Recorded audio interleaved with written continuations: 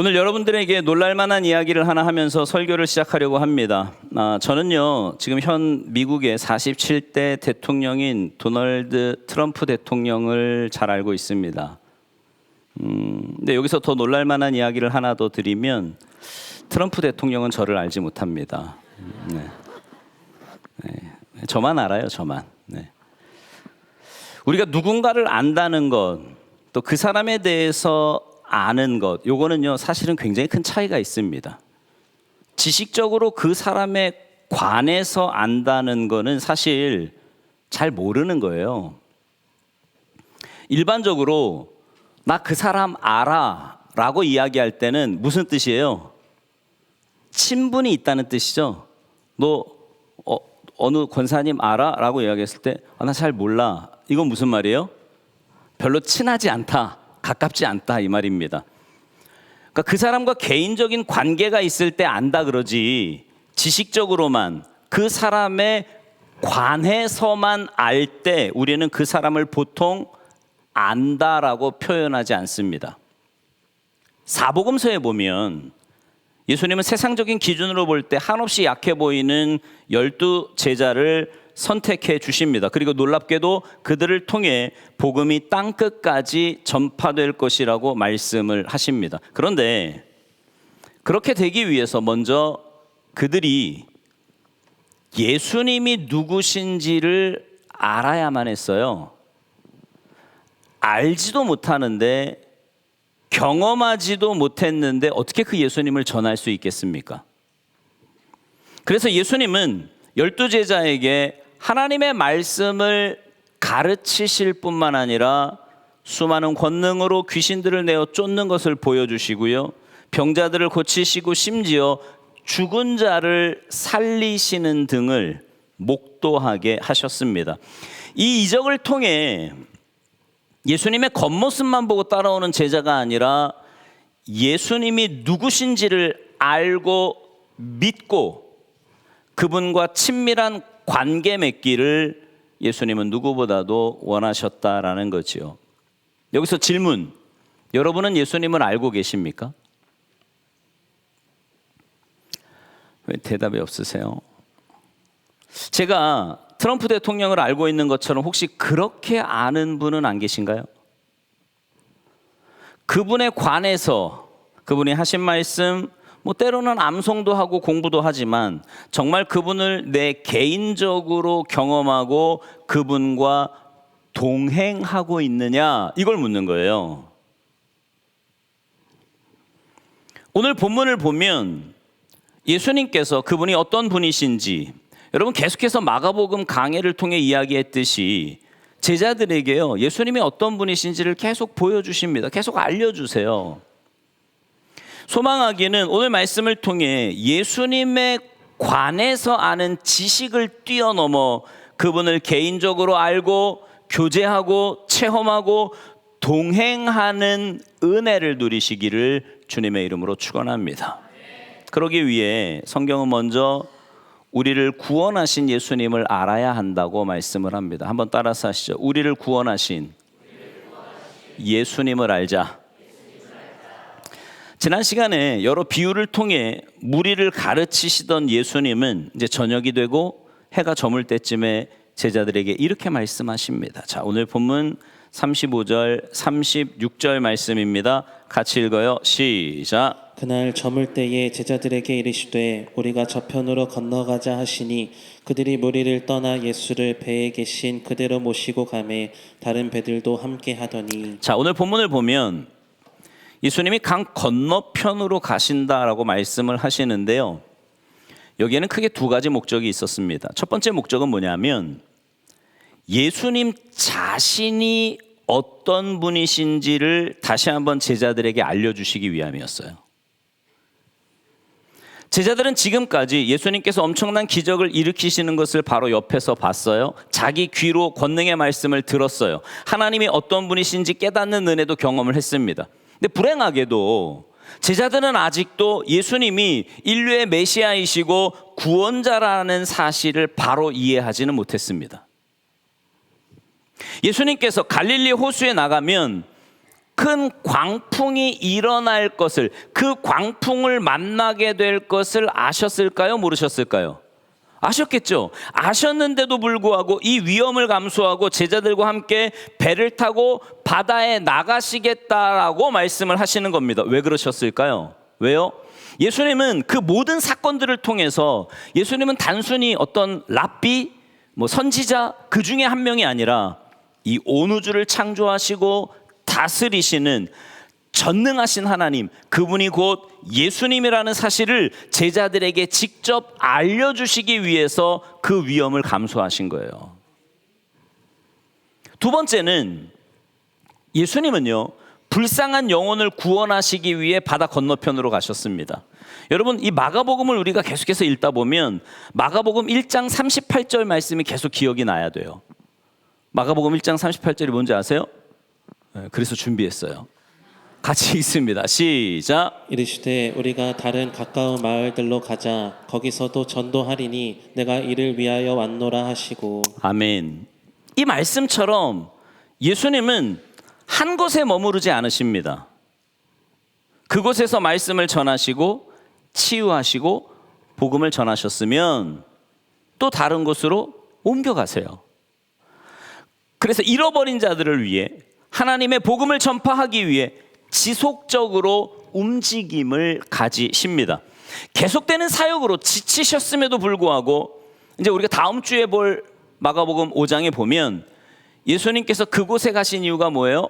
귀신 들린 영혼을 구원하시기 위해서요. 그리고 그가 살던 이방 지역에도 복음이 전파되기 위해, 그 복음이 전해지기 위해서 예수님은 오늘 본문에서 배를 타고 바다 건너편으로 가시게 되었다라는 거죠.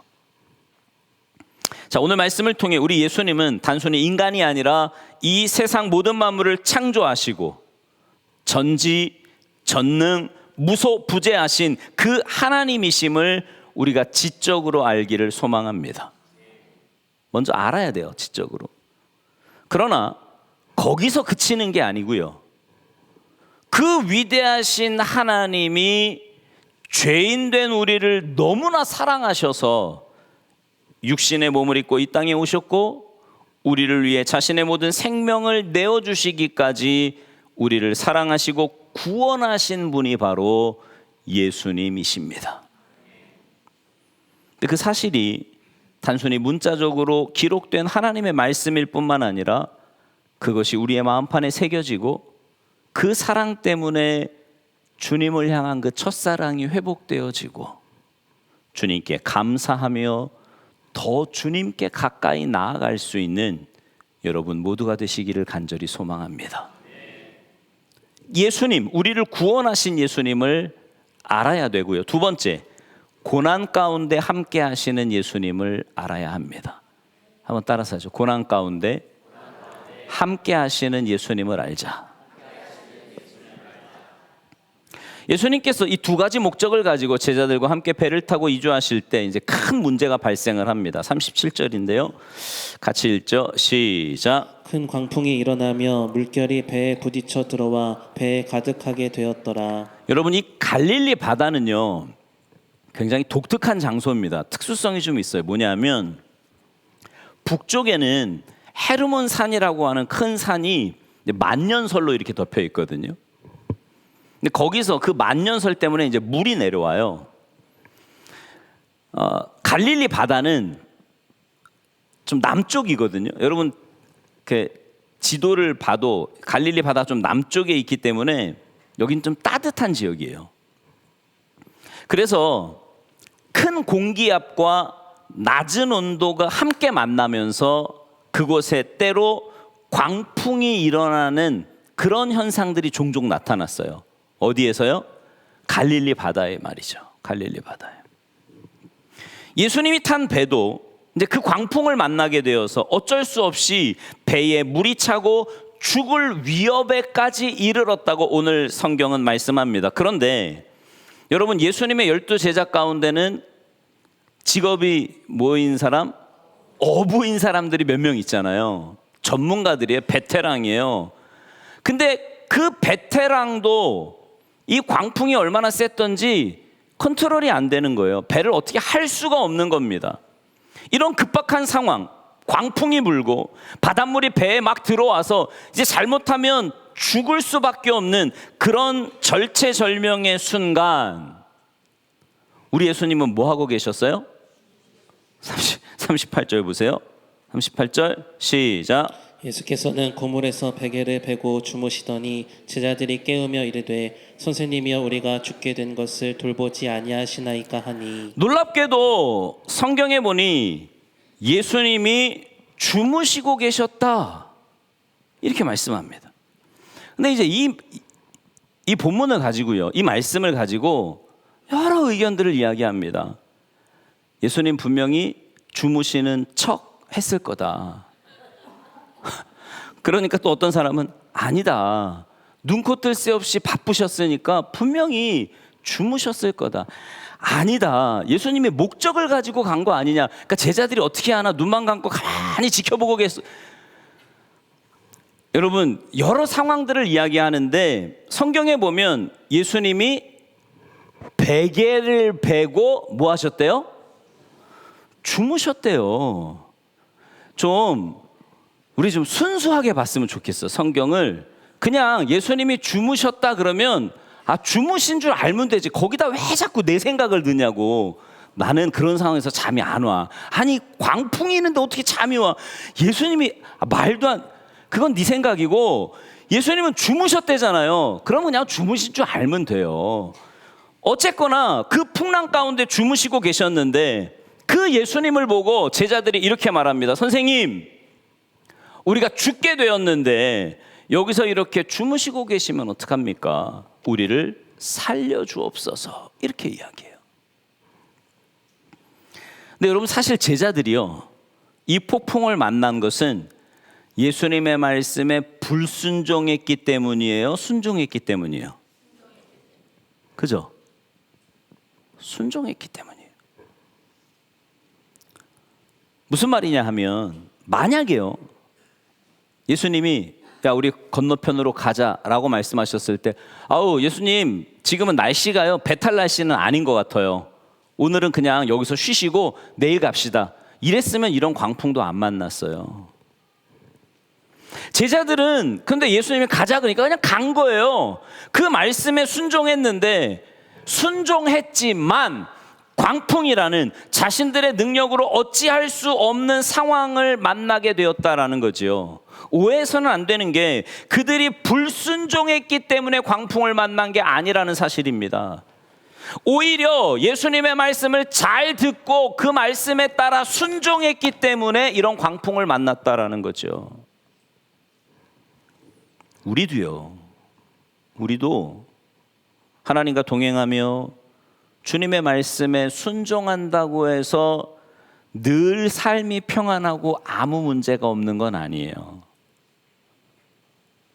우리는 뭘 기대해요?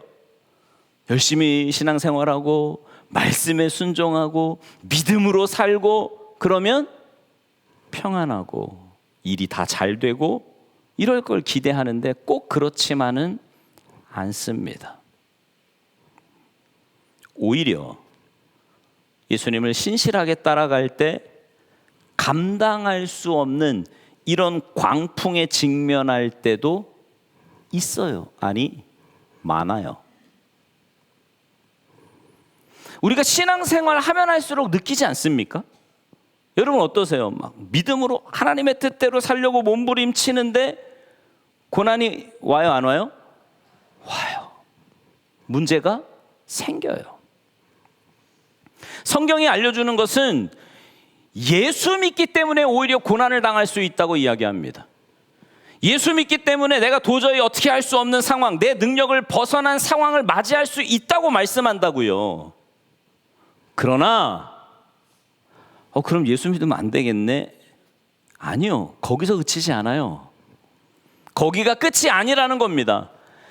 그 고통 가운데 나 혼자 있는 게 아니라 우리 주님은 그 내 인생의 배에 함께 하고 계시는 줄 믿습니다. 이게 중요한 거예요. 나 혼자 고통당하고 나 혼자 죽을 것 같고 나 혼자 울고 불고 하는 게 아니라 그 고통 가운데 나를 결코 떠나지 않으시고 나와 언제나 함께 하시는 예수님. 그래서 그 예수님을 바라볼 수 있다면 그 고난이 오히려 우리에게 복일 수 있다는 거죠. 사실 삶의 문제가 아무것도 없고 일이 다 잘 되고 하는 일마다 막 대박이 나고 이러면 여러분 마음이 어때요? 가난해져요? 아니면 부해져요?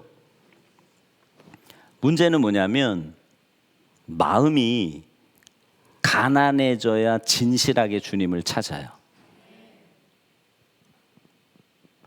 모르겠어요. 여러분은 어떤지 모르겠는데 제가 이렇게 목회를 하면서 보면 정말 삶의 고난을 만나서 그 고난을 붙잡고 주님 앞에 정말 안타까운 마음으로 기도하는 사람들을 많이 봤지, 막 일이 잘 될 때 막 그 잘됨을 붙잡고 막 안타까운 마음으로 기도하는 사람은 별로 못 봤어요. 마음이 그렇지 않던가요? 여러분, 교회 역사를 보면 사도행전의 스데반으로부터 수많은 그리스도인들이 단지 예수님을 믿는다는 이유 때문에 핍박을 받고 어려움을 당하고 심지어 죽임을 당하기도 했습니다.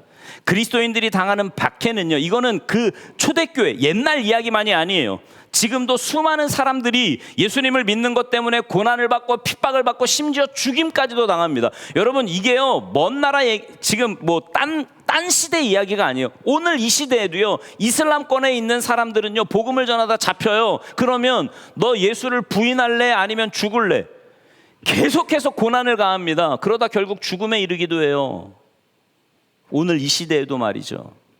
물론 우리는 종교의 자유가 있는 이 나라에 살기 때문에 이 문제가 그렇게 다가오지 않을 수 있습니다. 그러나 뭐 그 정도는 아니라고 해도 예수 믿는 것 때문에 당하는 어려움이 있잖아요. 삶 속에서 혼자 신앙생활 하시는 분들 가운데 가족들에게 미움을 받기도 하지 않습니까? 뭐 그렇게 가서 시간을 많이 투자하냐? 왜 뭐가 그렇게 좋다고 자꾸 거기다 돈을 갖다 바치냐? 아니 주말이면 좀 가족끼리 놀러 간다는데 왜 너만 빠져서 가족 분위기 망치냐? 이러고는 핍박을 합니다. 안 믿는 친구들로부터요 이상한 소리를 듣고요 왕따를 당하기도 합니다. 믿는 자로 신앙 양심대로 살다 보니까 손해를 볼 때도 있지요. 예수님이 항상 우리와 함께 하시지만 우리는 여전히 어려움과 위험과 핍박을 만날 수 있다라는 겁니다. 말씀대로 살려고 노력하며 주님을 따름에도 불구하고 도저히 내가 어떻게 할 수 없는 상황을 만날 수도 있다고요. 오히려 예수 믿지 않았다면 뭐 이런 고민, 이런 고난, 이런 어려움 당하지 않았을 것 같은데 그냥 남들처럼 대충 타협하며 살면 될 것 같은데 예수 믿기 때문에 오히려 더 골치 아프고 더 힘들 때가 있다는 사실입니다. 그런데 예수님은요 우리의 인생을 아무 문제 없이 편안해지도록 이끌지는 않으신다는 거예요. 때로는 이유를 모르는데 잘 모르겠어요. 여러분 그런 때 없으세요? 가끔 이렇게 와서 상담하시는 분들 가운데 그런 분들이 있거든요. 아니 내가 뭘 잘못해서 이렇다라고 하면 이해라도 되겠다는 거예요. 근데 잘못한 것도 없는 것 같은데 이유도 모르겠는데 광풍 가운데 두실 때가 있다고요. 우리를 왜 그러시는 걸까요? 왜요? 내가 도저히 감당할 수 없는 문제 가운데 왜 예수님은 우리를 그 가운데 넣어두시고 우리를 구원해 주시지 않는 것처럼 보이는 걸까요? 오늘 본문을 보면 이 상황을 통해 성경은요 고난 가운데 함께 하시는 그 예수님을 알아야 한다고 말씀합니다. 예수님께서는요 우리의 그 불가능한 상황을 주관하시는 분이라는 것을 깨달아야 돼요. 여러분 생활이 다 편안하면 좋을 것 같습니까? 좋을 것 같아요? 처음 예수를 믿으면서 이제 은혜를 받고 나면 그럼 어떤 마음이 들어요?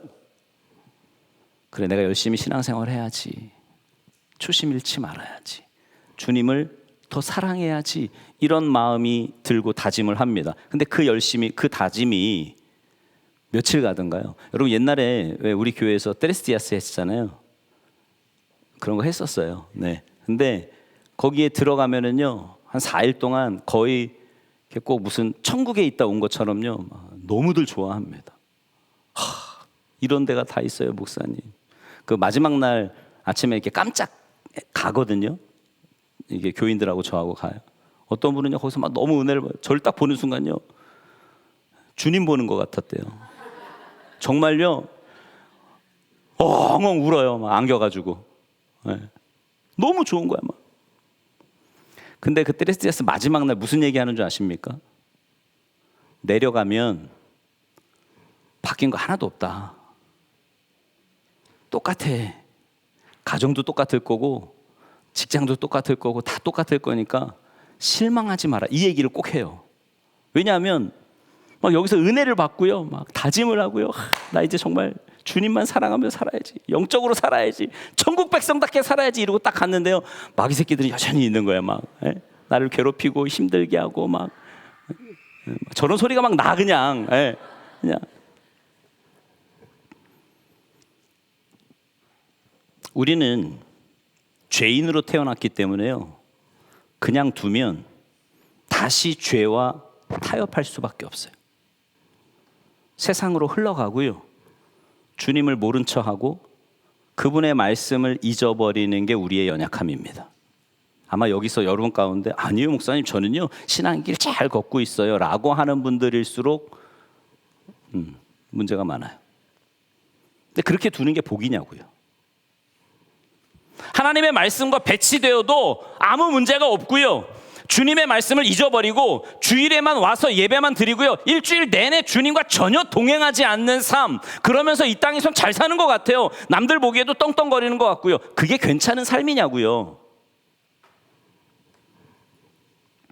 이 땅에서의 삶으로 끝이라면 괜찮아요. 그게 복일 수도 있습니다. 그런데 성경은요, 이 땅에서의 삶은 잠시래요. 여러분은 지금 여행하시는 거예요. 집에 가는 여행. 응?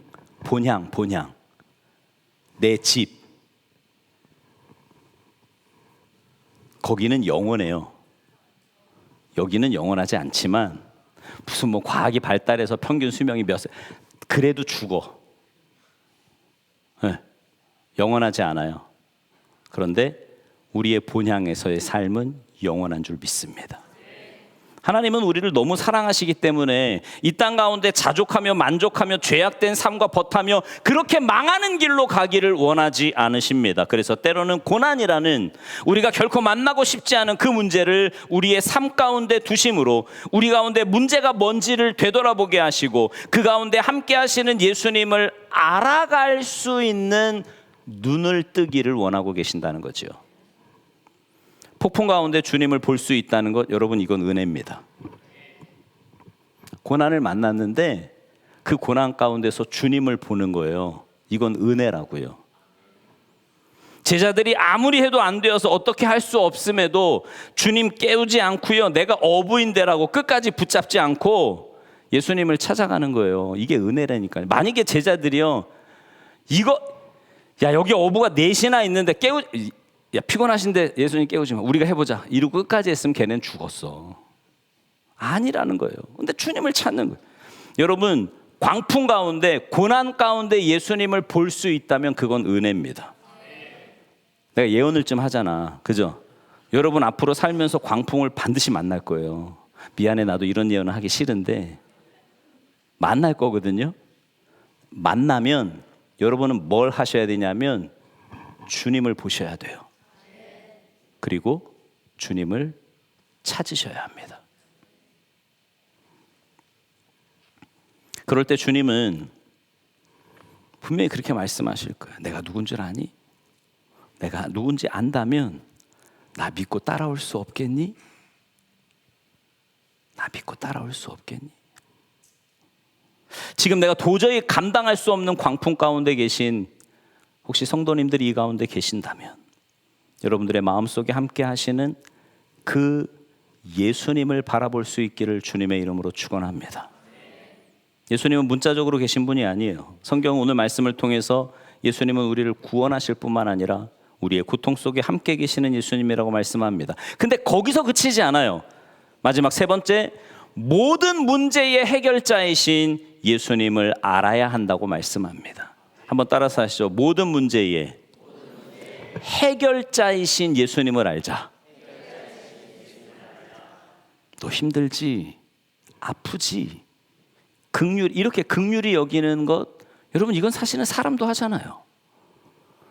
그런데 거기서 그치는 게 아니라 그 문제의 해결책을 갖고 계시는 그 예수님을 우리가 알아야 한다는 거예요. 제자들이 외치는 소리를 듣고 일어나신 예수님이 바람과 바다를 꾸짖으시며 39절에서 이렇게 말씀하십니다. 자, 39절 말씀 같이 읽죠. 시작. 예수께서 깨어 바람을 꾸짖으시며 바다더러 이르시되 잠잠하라 고요하라 하시니 바람이 그치고 아주 잔잔하여지더라. 아멘. 오늘 말씀을 통해서 우리가 꼭 기억해야 될 거 하나는 우리의 인생을 마구 흔들어대는 폭풍과 풍랑 가운데 우리에게 필요한 것이 딱 하나 있는데 바로 예수 그리스도라고 하는 사실입니다. 근데 많은 그리스도인들이 믿는다고 하는데 실제 광풍 속에 딱 들어갔을 때 예수님을 찾지 않는 경우가 많이 있어요. 말로는 믿어요. 그러니까 이렇게 나와서 예배도 드리죠. 그리고 하나님 전능하신 분이라 그래요. 그분 내가 믿는다고 합니다. 그런데 실제로 내가 문제를 딱 만나면 내가 의지했던 사람, 환경, 배경, 재정을 쫓아갑니다. 정말 신실하다고 하는데 내가 도저히 감당할 수 없는 문제를 만났을 때 우리는 하나님을 찾지 않는 경우가 너무나 많다고요. 그러나 우리에게 정말 필요한 것은 모든 문제의 해결자이신 예수님 앞에 먼저 나아가는 겁니다. 예수님 앞에. 여러분 그분을 아느냐 모르느냐에 따라 모든 게 결정이 돼요. 세상의 빛으로 오신 예수님을 바로 알고 모시느냐 모시지 않느냐에 따라 우리 인생의 항로가 결정된다고 성경은 말씀합니다. 폭풍을 잠잠케 하신 예수님이 제자들에게 40절에서 이렇게 말씀하십니다. 40절 말씀 시작. 이에 제자들에게 이르시되 어찌하여 이렇게 무서워하느냐 너희가 어찌 믿음이 없느냐 하시니. 자, 여러분 예수님이 이 상황을 의도하셨다고 말씀드렸어요. 그러면서 제자들에게 믿음 갖기를 기대하셨습니다. 수많은 이적들을 목격했고 권능의 말씀을 계속 들어왔지만 그런 제자들은 이때야말로 그분께 나와야 했음에도 불구하고 예수님에 대한 믿음과 소망이 없었던 거지요. 바로 예수님께 나아가야 했지만 그렇게 하지 못했다고요. 많은 기사와 이적을 그리고 권능의 말씀을 들었음에도 불구하고 제자들은 정말 예수님이 어떤 분이신지를 아직까지 깨닫지를 못한 거예요. 예수님이 지적하시는 것은 단지 폭풍 때문에 무서워하는 것을 보고 너희들 왜 무서워하느냐 그거 말씀하시는 게 아니에요. 여러분 폭풍 앞에서 무섭지 않을 사람이 누가 있겠습니까? 네? 여러분이 감당할 수 없는 인생의 문제를 만났을 때 안 두려운 사람이 어디 있냐고요. 암이라고 하는 걸 딱 만나보십시오. 안 두려워요? 제가 우리 교인들 가운데 암에 걸려서 기도받으러 오는 사람 중에서 이렇게 두려움에 눈물을 흘리지 않는 사람을 한 번도 본 적이 없어요. 다 두려워요. 내가 감당할 수 없는 문제를 만나면 두려운 거예요. 누구나 두렵습니다. 무서워하지 않으면 오히려 그게 이상한 거죠. 예수님은 그들의 두려움 자체를 가지고 지금 말씀하시는 게 아니에요. 그들이 두려워하는 원인, 왜 두렵냐 그러면 그걸 지금 말씀하시는 거라고요. 제자들은요, 온 우주를 창조하시고 수많은 기적을 일으키셨던 예수님과 함께 있었거든요. 그럼에도 불구하고 그 예수님 앞에 나아가서 해결책을 원하면 그분이 모든 걸 평정하실 분이라는 것을 못 믿은 거예요. 예수님에 대한 믿음이 없었다고. 신뢰하지 못해요. 그래서 두려운 거예요. 여러분 생각해 보세요. 우리가 광풍을 만나도 예수님이 잔잔하라 이러면 잔잔해질 거예요. 여러분이 지금 예수님하고 같이 배를 탔다고 상상을 좀 해보자니까. 예수님하고 같이 배를 탔는데 풍랑을 막 만나요. 근데 알아 우리는 뭐를요? 예수님이 말씀 한마디 하시면 이게 잔잔해질 거를 알아요. 그럼 두려워 안 두려워? 그래도 두려워요? 지금 함께 하시는데 안 두려운 거예요. 근데 왜 두려워요? 못 믿으니까. 제가 어제 우리 청년들하고 그런 말씀 나눴거든요. 우리는요 자꾸 한계를 이렇게 정해요. 근데 내가 정한 한계가 하나님의 한계라고 생각을 하는 거야 자꾸. 무슨 말인지 이해되세요? 내가 한계를 정해놓고 그 한계를 하나님의 한계라고 생각을 하는 거예요. 그러니까 두려운 거지. 그래서 두려운 거예요. 그 상황에서 제자들이 이렇게 말을 합니다. 41절 보세요. 41절 시작. 그들이 심히 두려워하여 서로 말하되 그가 누구이기에 바람과 바다도 순종하는가 하였더라. 자, 동일하게 우리가 우리의 인생의 폭풍을 만날 때 두려워하고 걱정한다면 그 근본 원인은 폭풍우가 강해서가 아닙니다. 내가 감당하지 못할 문제를 내가 겪어서 무서워하는 것이 아니라 예수님이 누구신지 모르기 때문에 두려울 수 있어요. 몰라서. 그렇기에 여러 광풍이 우리의 삶에 닥칠 때 우리는요 그 문제를 바라보는 것이 아니라 모든 문제의 해결책인 예수님 앞에 나아갈 수 있는 그 예수님을 알아가는 여러분 되시기를 주님의 이름으로 축복합니다. 근본적인 문제 해결의 출발점은요 문제를 보는 게 아니라 주님을 아는 거예요. 다시요. 근본적인 문제 해결의 출발점은 문제를 보는 게 아니라 주님을 알아가는 겁니다. 예수님이 누구세요?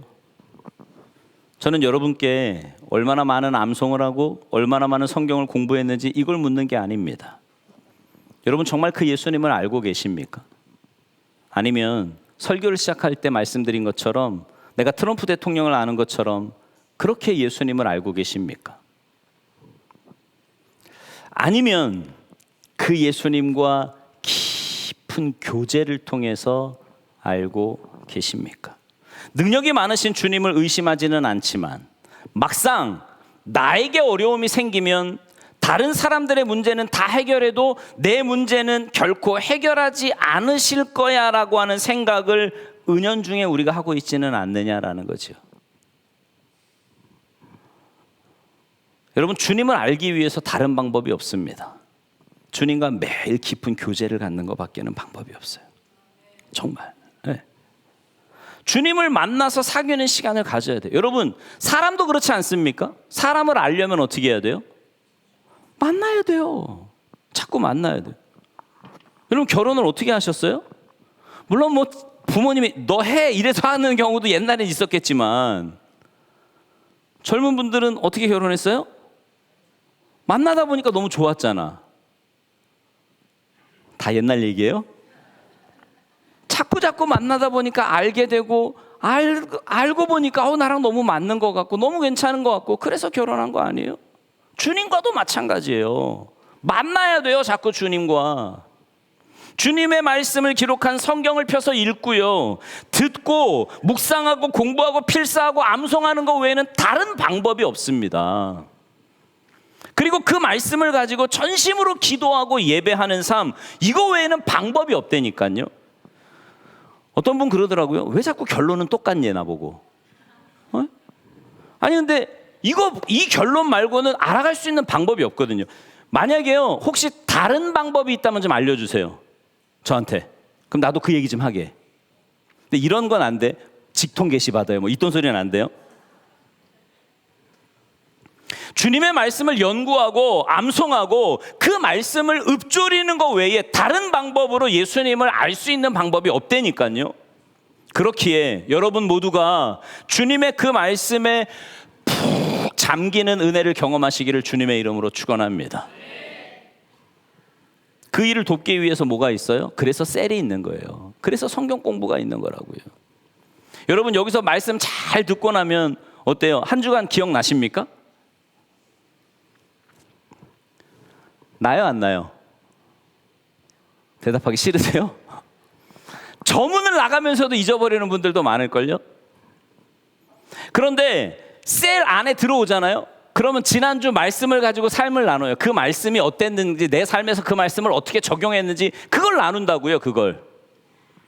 그리고는 다른 사람이 그 말씀을 이렇게 적용했고, 저렇게도 은혜를 나누는구나, 은혜를 받는구나, 하나님이 저 삶에 저렇게도 역사하시는구나, 이걸 안다고요. 그래서 함께 나누는 거예요. 셀에서만 가능해요. 그리고 훈련을 통해 말씀을 암송하고 공부하고 연구하는 것 외에 다른 방법이 없기 때문에, 그래서 제가 계속 셀을 강조하고 성경 공부를 강조하고 훈련을 강조하는 겁니다. 이 정도면 됐다고요? 다 아세요? 하나님에 대해서?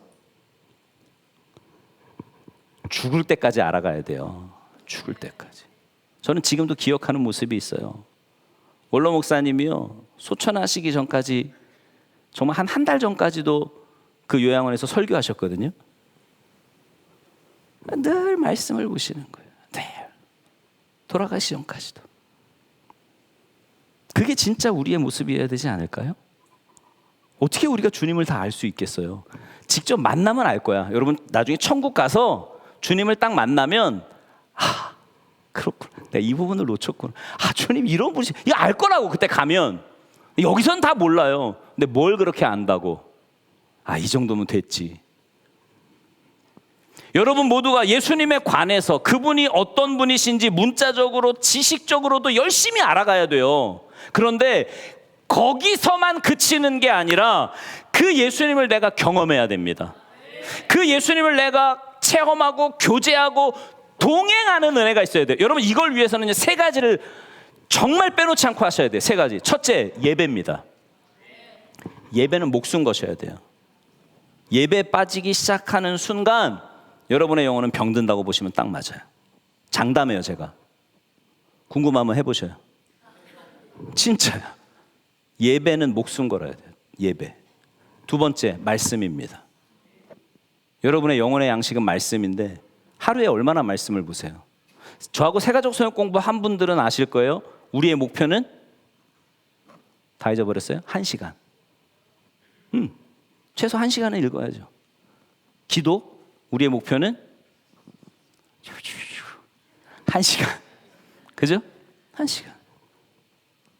그렇게 매일매일. 왜요? 여러분 생각해봐요. 육신을 위해서도 그렇게 하잖아요. 육신을 위해서 최소 2끼는 드시지. 그죠? 봐봐, 얼굴들을 봐. 얼마나 잘 드셨는지 그냥. 네? 육신을 위해서는 2끼 이상은 먹어요. 영혼은 먹어야죠. 왜요? 그래야 주님을 알거든. 마지막 세 번째는 기도예요. 기도하지 않으면 아무리 지식적으로 많이 알고 있어도요, 그게 영적으로 내게 힘이 되지 않아요. 기도함으로 주님과 만나야 돼요. 여러분, 이렇게 주님을 알아가면 내 인생에 만나는 광풍을 내 힘으로가 아니라 주님 때문에 이기게 될 줄 믿습니다. 어떤 문제가 와도 둘 중에 하나 하신다니까요. 문제를 해결하시든 그 문제를 이기게 하시든. 이런 은혜가 주님을 더 깊이 알아가는 여러분 모두에게 풍성하게 임하시기를 주님의 이름으로 축원합니다. 찬양하겠습니다. 함께 찬양하시고 기도하실 건데요. 여러분 기도하면서 그렇게 한번 생각해 보실래요? 한번 점검해 보세요. 나는 주님을 어떻게 알고 있지? 한번 기도하시면서 생각해 보시라고. 나는 주님을 어떻게 알고 있지? 머리로만 알고 있나?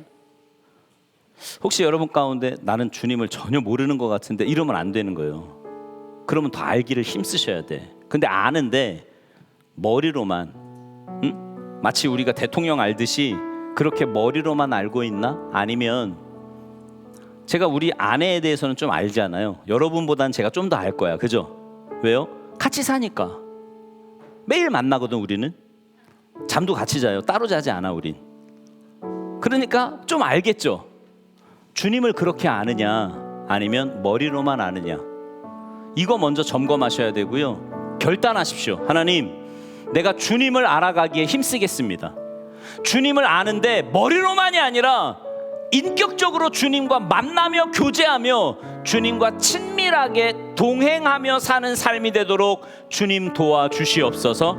찬양하고 간절하게 기도하겠습니다. 내게 허락하신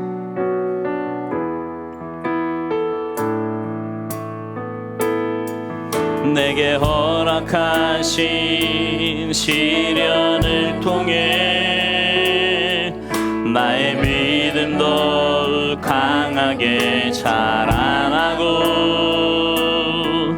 험한 산과 골짜기 지나는 동안 주께 더 가까이 나를 이끄시네.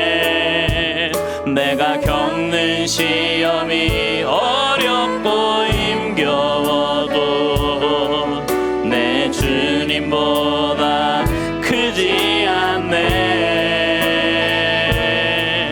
내 앞에 바다가 갈라지지 않으면 주가 나로 바다 위 걷게 하면 나는 믿네.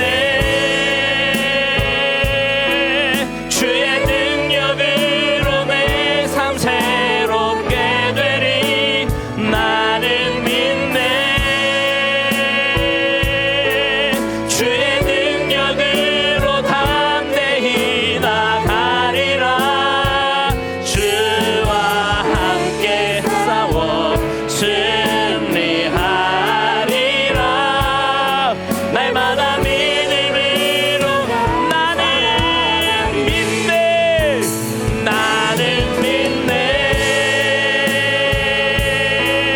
주의 능력으로 내 삶 새롭게 되리. 나는 믿네. 주의 능력으로 담대히 나가리라.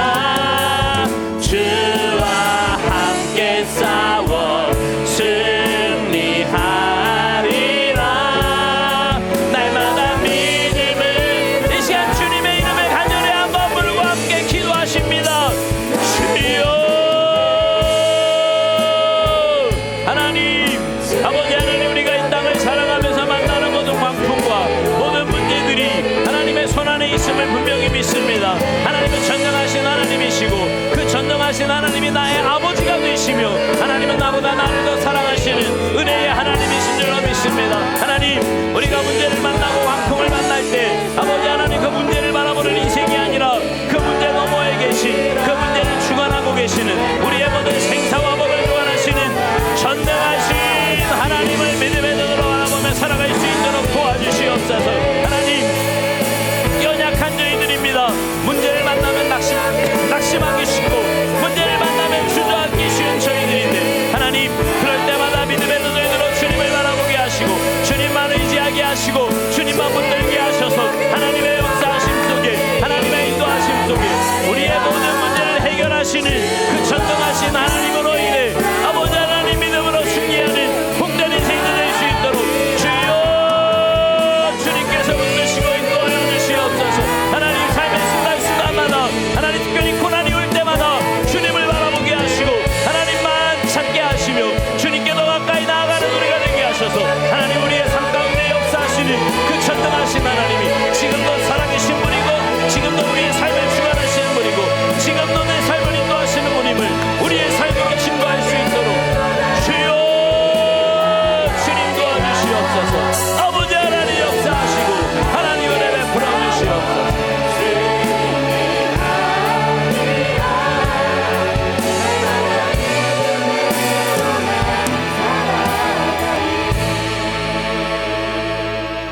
살아계신 하나님, 하나님은 우리의 아버지이심을 분명히 믿습니다.